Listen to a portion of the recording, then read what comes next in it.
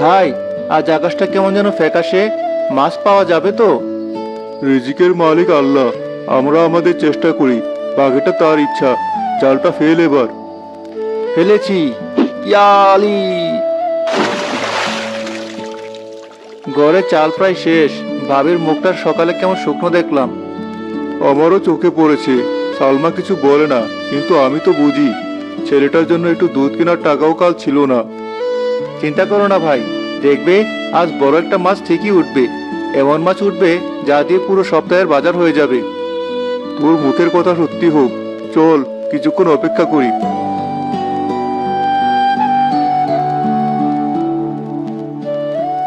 ভাই, জালটা টানো, মনে হচ্ছে কিছু একটা লেগেছে। টান দে, একাই পারবি নাকি আমি ধরবো? না না, আমিই পারবো। কিন্তু ভাই, জালটা যে আজ বড্ড ভারী লাগছে। এত ভারী তো আগে কখনো লাগেনি। আস্তে টান, দেখিস তাড়াহুড়ো করে আবার হাত ফসকে না যায়। নির্ঘাত বিশাল একটা বোয়াল অথবা আইন মাছ পড়েছে। আরে না ভাই, এ তো মাছের ভার না, মনে হচ্ছে যেন পাথর আটকে গেছে। উফ, আমার সব শক্তি দিয়ে টানছি। দাঁড়া, আমিও হাত লাগাই, দুজনে মিলে টানি।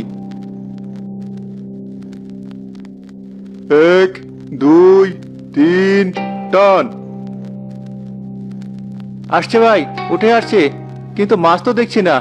এটা কি? সর্বনাশ! এত বড় কাঠের বাক্স! জালের ভেতর এটা এলো কি করে? বাক্স? ধুর, আমি ভাবলাম আজ আমাদের কপাল খুলে গেল। এখন এই বাক্স তোলার জন্য সব শক্তি শেষ। এর ভেতরে কি আছে কে জানে, হয়তো পুরনো ভাঙা কিছু। নৌকায় তোল আগে, তারপর দেখা যাবে। সাবধানে তোল, একদম নৌকার মাঝে রাখ।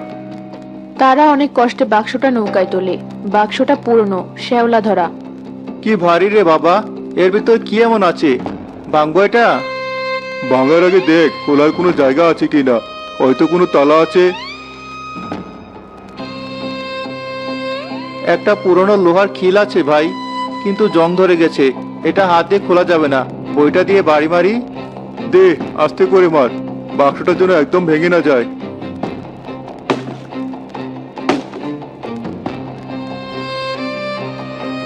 খুলেছে ভাই। হয় সৃষ্টিকর্তা, এ আমি কি দেখছি?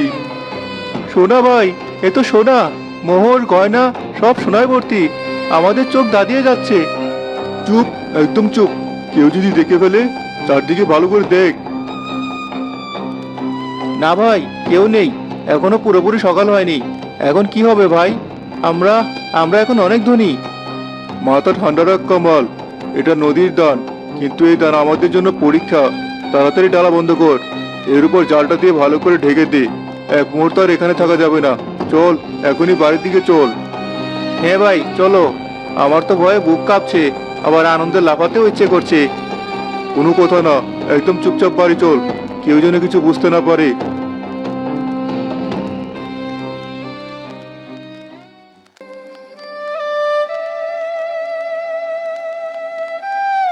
এসব আপনারা কোথায় পেলেন? নদীতে মাছের বদলে জালেই বাক্সটা উঠেছে। আমার তো বিশ্বাসই হচ্ছে না, এত সোনা! আমরা তো জীবনে এক টুকরো সোনা চোখেও দেখিনি। ভাবি, আমরা এখন অনেক বড় লোক। আমাদের আর কোনো অভাব থাকবে না। শহরে বড় বাড়ি বানাবো, ছেলে মেয়েদের সবচেয়ে ভালো স্কুলে পড়াবো। থাম কামাল, এত উত্তেজিত হোস না। আগে চিন্তা করতে হবে, এই সোনা দিয়ে আমরা কি করব। এটা তো ঠিক নয়। যার জিনিস তাকে তো ফেরত দিতে হবে। এটা হয়তো কোনো পুরনো জাহাজের বাক্স। কাকে ফেরত দেবে? এর মালিক কে তা আমরা তো জানি না। যুগ যুগ ধরে হয়তো নদীর তলায় পড়েছিল, এখন এটা আমাদের হাতে এসেছে। তাহলে আমরা এটা লুকিয়ে রাখি, কেউ জানলে বিপদ হতে পারে। চোর ডাকাত বা গ্রামের লোক পিছনে লাগতে পারে। হ্যাঁ, মিনা ঠিক বলেছে। মাটির নিচে পুঁতে রাখি, যখন দরকার হবে একটা করে মোহর বের করে বিক্রি করব। না, এভাবে লুকিয়ে রেখে শুধু নিজেদের জন্য খরচ করলে মনে শান্তি আসবে না। যে সৃষ্টিকর্তা আমাদের সোনা দিয়েছেন, তিনি তো সব দেখছেন। আপনার ভাই ঠিকই বলছে। এই সম্পদ শুধু আমাদের একার হতে পারে না। এটা আমাদের জন্য একটা পরীক্ষা। আমরা যদি শুধু নিজেদের কথা ভাবি, তাহলে হয়তো এই সোনা আমাদের জন্য অভিশাপ হয়ে আসবে। তাহলে কি করবো আপা? আমরা এটা দিয়ে ভালো কাজ করব। শুধু নিজেদের জন্য না, গ্রামের সবার জন্য। মানে কি ভাবি, কি বলছো তুমি? এত কষ্ট করেছি জীবনে, এখন একটু সুখের মুখ দেখবো না? তোর ভাবি ঠিক কথাই বলেছে কামাল। ভেবে দেখ, এই গ্রামের কত মানুষ একবেলা খেতে পায় না, কতজন চিকিৎসার অভাবে কষ্ট পায়। আমরা যদি তাদের জন্য কিছু করতে পারি তাহলে সৃষ্টিকর্তা আরো খুশি হবেন। কিন্তু গ্রামের মানুষ যদি জানতে চায় আমরা এত টাকা কোথায় পেলাম, তখন কি জবাব দেব? আমরা সবটা একেবারে দেখাবো না, অল্প অল্প করে খরচ করব। মানুষ জানবে আমাদের ব্যবসায় লাভ হয়েছে বা নদীতে ভালো মাছ পেয়েছি। আমরা বলবো নদী আমাদের দিয়েছে। হ্যাঁ, এটাই ঠিক। আমরা কাউকে ঠকাচ্ছি না, কারো ক্ষতি করছি না। এই সোনা আমাদের ভাগ্য বদলে দিয়েছে, আমরা এটা দিয়ে গ্রামের ভাগ্য বদলাবো। ঠিক আছে ভাই, তোমরা যা বলবে তাই হবে। একা একা বড়লোক হয়ে বাঁচার চেয়ে সবার সাথে মিলেমিশে থাকাই ভালো। তাহলে এখন প্রথম কাজ কি? বাক্সটা সাবধানে আমাদের ঘরের মেঝের নিচে লুকিয়ে রাখো, কেউ যেন গুণক্ষরেও টের না পায়।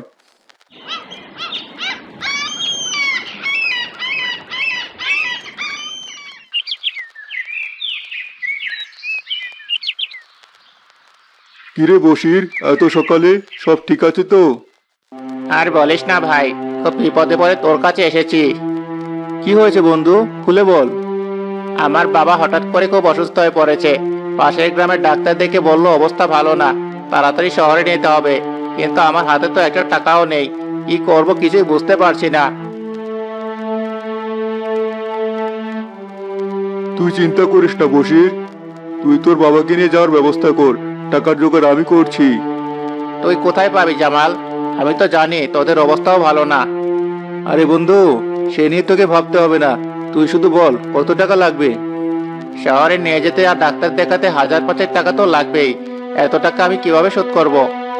শোধ করার কথা পরে ভাবিস, আগে তোর বাবার জীবন বাঁচা। তুই কিছুক্ষণ বস, আমি আসছি। জামাল ঘরের ভেতরে যায়। কিছুক্ষণ পর একটা কাপড়ে মোড়ানো কিছু টাকা নিয়ে বেরিয়ে আসে। এই নে, এখানে 10,000 টাকা আছে, যা লাগবে খরচ কর, বাকিটা তোর কাছে রাখিস। 10,000? এত টাকা তুই কোথায় পেলি জামাল? আরে বললাম তো, ওসব নিয়ে তোকে ভাবতে হবে না। আমাদের নদীতে কাল ভালো মাছ পড়েছিল, বড় এক ব্যাপারী এসে সব কিনে নিয়ে গেল। তুই আমার অনেক বড় উপকার করলি ভাই। এই ঋণ আমি জীবনেও শোধ করতে পারবো না। আমি এখনই বাবাকে নিয়ে রওনা দিচ্ছি। যা, আর দেরি করিস না।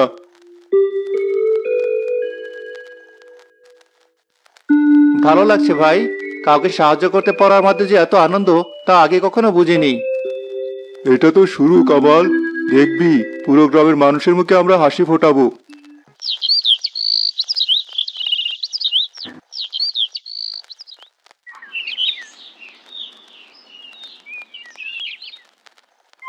তোমরা ব্যাপারটা খেয়াল করেছো? জামাল আর কামালের চালচলন কেমন পাল্টে গেছে। হ্যাঁ কুলসুম খালা, আমিও তো তাই দেখি। সেদিন দেখলাম রিনা ভাবি বাজার থেকে কত কিছু কিনে নিয়ে যাচ্ছে। আগে তো নুন আনতে পান্তা করাতো। আর বশিরের বাবার চিকিৎসার সব খরচ তো জামালই দিয়েছে। বশির নিজেই আমাকে বলল। আমার তো অন্য সন্দেহ হয়, হঠাৎ করে এত টাকা পয়সা কি আর এমনি এমনি আসি? নির্ঘাত কোনো 2 নম্বরই কারবার ধরেছে।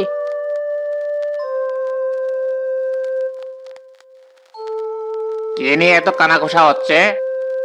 আর বলবেন না মতিন ভাই, জামাল আর কামালকে নিয়ে কথা বলছি। ওরা নাকি রাতারাতি বড়লোক হয়ে গেছে। আমি তো কোনো খারাপ কিছু দেখছি না। ওরা তো টাকা দিয়ে কোনো খারাপ কাজ করছে না। বশিরের বাবাকে বাঁচিয়েছে, গ্রামের অনেক অভাবী মানুষকে চাল ডাল কিনে দিচ্ছে। ভালো কাজ করলে সন্দেহ করার কি আছে? কিন্তু টাকাটা এলো কোথা থেকে, এটাই তো প্রশ্ন। নদীতে মাছ ধরে কেউ এত বড়লোক হতে পারে না। হয়তো তাদের ব্যবসায় উন্নতি হয়েছে। সৃষ্টিকর্তা যাকে দেন তাকে সর্বদিক থেকে দেন। আমরা ভালোটা দেখি, যদি তারা কোনো অন্যায় করে সেটা একসময় প্রকাশ পাবেই। কিন্তু তার আগে কাউকে নিয়ে খারাপ কথা বলা ঠিক না। রিনা আর সালমা সেই দোকানের সামনে দিয়ে যাচ্ছিল। কুলসুম তাদের দেখতে পেয়ে ডাক দেয়। বোমা, শুনে যাও। কিছু বলবেন খালা? তোমাদের কপাল তো একদম খুলে গেছে শুনেছি। তা জামাইরা এমন কি আলাদিনের চেরাগ পেল যে চারদিকে টাকা উড়িয়ে বেড়াচ্ছে? উড়িয়ে বেড়াচ্ছে মানে? আমরা কি কোনো খারাপ কাজে টাকা দিচ্ছি? মানুষের উপকার করা যদি টাকা উড়ানো হয় তাহলে তাই। খালা, আপনি মুরব্বী মানুষ, আপনাকে কি বলবো। সবই সৃষ্টিকর্তার রহমত। আমাদের নদীতে ভালো মাছ পড়েছে, তাই ব্যবসায় একটু লাভ হয়েছে। ও তাই বলো। তা ভাবছিলাম কি আমার মেয়েটার বিয়ে, যদি কিছু সাহায্য করতে। অবশ্যই করব খালা, আপনার যখন দরকার হবে আমাদের বাড়িতে যাবেন, আমাদের সাধ্যমতো আমরা চেষ্টা করব।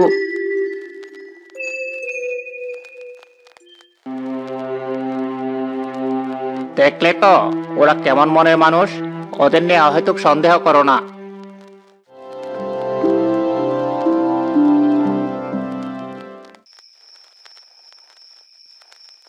গ্রামের মানুষের অবস্থা বড্ড খারাপ। ছোটখাটো অসুখ হলে বিনা চিকিৎসায় কষ্ট পায়। আমার ইচ্ছা করে গ্রামে যদি একটা ভালো হাসপাতাল বানানো যেত। হাসপাতাল? সে তো অনেক টাকার ব্যাপার ভাই। তাছাড়া ডাক্তারই বা কোথায় পাবো? কেন পাওয়া যাবে না? শহরে অনেক ভালো ডাক্তার আছেন যারা গ্রামে এসে মানুষের সেবা করতে চান কিন্তু সুযোগ পান না। আমরা যদি একটা হাসপাতাল বানাতে পারি তাহলে ডাক্তারও পেয়ে যাব। আপা ঠিকই বলেছি। আর শুধু হাসপাতাল না, আমার মাথায় আরেকটা বুদ্ধি এসেছে। কি বুদ্ধি? গ্রামে নিত্য প্রয়োজনীয় জিনিসের একটা দোকান দিলে কেমন হয়?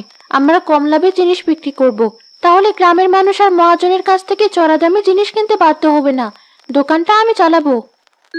তোর বুদ্ধিটা তো চমৎকার রিনা। এতে গ্রামের মানুষের অনেক সুবিধা হবে। তাহলে তো দারুণ হয়। ভাই হাসপাতাল বানাবে আর আমি দোকান বানানোর কাজে রিনাকে সাহায্য করব।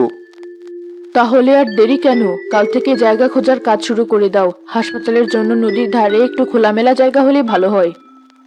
আর আমরা কাউকে বলবো না যে টাকাটা আমরা দিচ্ছি। আমরা বলবো শহর থেকে একজন দানবীর এই টাকা দিয়েছেন আর আমাদের দায়িত্ব দিয়েছেন কাজটা দেখাশোনা করার জন্য। হ্যাঁ, এটাই ভালো হবে, নইলে সবার মনে প্রশ্ন জাগবে। আমাদের স্বপ্নটা এখন আর শুধু আমাদের নেই, এটা এখন পুরো গ্রামের স্বপ্ন। আমরা এমনভাবে কাজ করব যেন এই সোনার নদীর দান সত্যি গ্রামের মানুষের জন্য রহমত হয়ে ওঠে।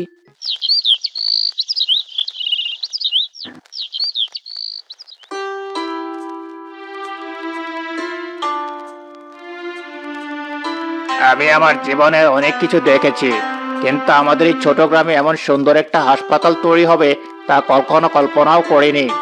জামাল আর কামালের পরিশ্রম আর কোনো এক মহান দানবীরের টাকায় আজ আমাদের স্বপ্ন সত্যি হয়েছে। আমরা শুধু পরিশ্রম করেছি, আসল ধন্যবাদ তো সেই মানুষটা প্রাপ্য যিনি আমাদের এই সুযোগ করে দিয়েছেন। আর ধন্যবাদ আমাদের নতুন ডাক্তার আফসানা আপাকে। তিনি শহর থেকে আমাদের গ্রামে এসেছেন মানুষের সেবা করার জন্য। আমিও আপনাদেরই মেয়ে, এই গ্রামে জন্মেছি, বড় হয়েছি। শহরে গিয়েছিলাম ডাক্তার হওয়ার স্বপ্ন নিয়ে। আমার স্বপ্ন ছিল গ্রামে ফিরে এসে মানুষের সেবা করব। জামাল ভাই আর কামাল ভাই যখন আমার সাথে যোগাযোগ করলেন, আমি এক কথায় রাজি হয়ে গেছি। আমি আপনাদের কথা দিচ্ছি, এই হাসপাতালের দরজা সবসময় আপনাদের জন্য খোলা থাকবে।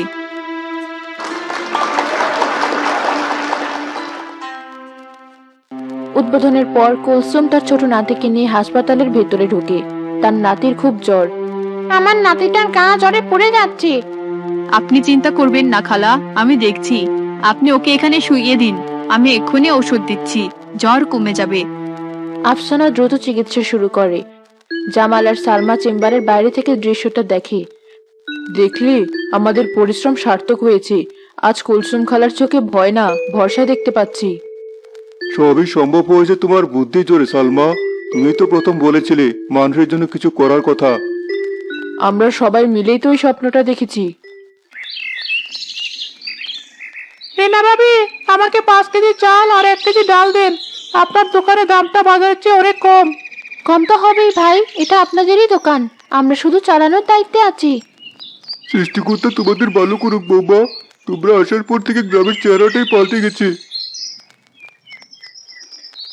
একা কষ্ট হচ্ছে নাকি রিনা? আরে না, মানুষের হাসি মুখ দেখলে কোনো কষ্টই আর কষ্ট মনে হয় না। দেখো সবার মুখে কি তৃপ্তি। ভাই ঠিকই বলেছিল, আসল সুখ টাকা জমিয়ে রাখাই নেই, মানুষের জন্য খরচ করাই আছে।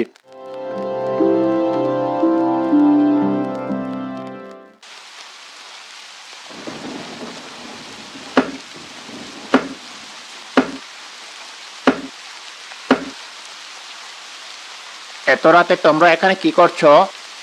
নৌকাটা একটু মেরামত করছিলাম চাচা। বর্ষার সময় কখন কি হয় বলা তো যায় না। তোমাদের সাথে আমার কিছু কথা ছিল বাবা। বলেন চাচা। আমি জানি হাসপাতালে বা দোকানের টাকা কোনো শহরের দানবীর দেয়নি, এই টাকা তোমাদেরই। জামাল আর কামাল চমকে ওঠে। তারা একে অপরের দিকে তাকায়। আপনি আপনি কিভাবে? আমি বুড়ো হতে পারি কিন্তু বোকা নই। আমি তোমাদের অনেক দিন ধরে দেখছি, তোমাদের চোখে মুখে সততা আছে। তোমরা যদি অসৎ পথে টাকা কামাতে তাহলে এভাবে মানুষের জন্য বিলিয়ে দিতে না। আমার শুধু একটাই প্রশ্ন, তোমরা ভয় পাও না? কিসের ভয় চাচা? এই যে এত কিছু করছো, গ্রামের মানুষ তোমাদের মাথায় তুলে নাচছে, কিন্তু যদি কোনোদিন এই টাকার উৎস বন্ধ হয়ে যায়, যদি তোমরা আর আগের মতো সাহায্য করতে না পারো, তখন তো এই মানুষগুলোই তোমাদের বিরুদ্ধে কথা বলবে। আমরা সেটা ভেবে দেখেছি চাচা। যেদিন আমাদের সামর্থ্য ফুরিয়ে যাবে, আমরা সেদিন সবার সামনে গিয়ে সত্যটা বলে দেব। আমরা বলবো, নদী আমাদের যতটুকু দিয়েছিল আমরা তার সবটাই গ্রামের জন্য বিলিয়ে দিয়েছি। আমাদের কোনো লোভ ছিল না। আমি এটাই শুনতে চেয়েছিলাম। তোমাদের উপর আমার ভরসা ছিল, আর সেটা রয়েই গেল। তোমরা টাকার উৎস গোপন রেখে ভালোই করেছো, নইলে মানুষের লোভ বেড়ে যেত। আমরাও তাই ভেবেছি। শোনো, এই গ্রামের মানুষ তোমাদের ভালোবাসে, টাকার জন্য নয়, তোমাদের দুজনের আর তোমাদের স্ত্রীদের মহৎ মনের জন্য। সালমা আর রিনার মতো এমন বউ পাওয়াও ভাগ্যের ব্যাপার। তারাই তো তোমাদের আসল শক্তি। আপনি ঠিক বলেছেন চাচা, ওরাই আমাদের পথ দেখিয়েছে। ভালো থেকো, আর কোনোদিন যদি কোনো বিপদে পড়ো, এই বুড়ো মানুষটাকে পাশে পাবে। গ্রামের মানুষ তোমাদের পাশে থাকবে।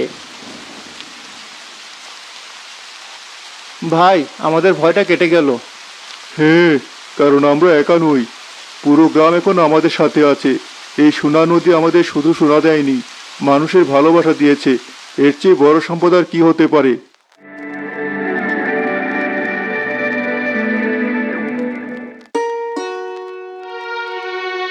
জামাল কামালের নির্মিত হাসপাতালটা এখন বড় হয়েছে।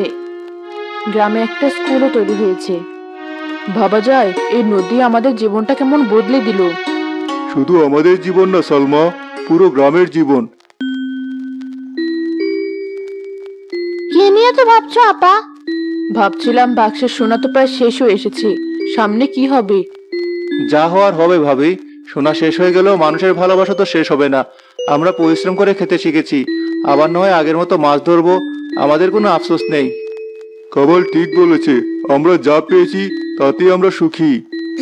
হঠাৎ সবাই নদীর পাড়ের দিকে তাকিয়ে দেখে নদীর কিনারে ঢেউয়ের সাথে সোনালী রঙের একটা ছোট জিনিস ভেসে আসছে।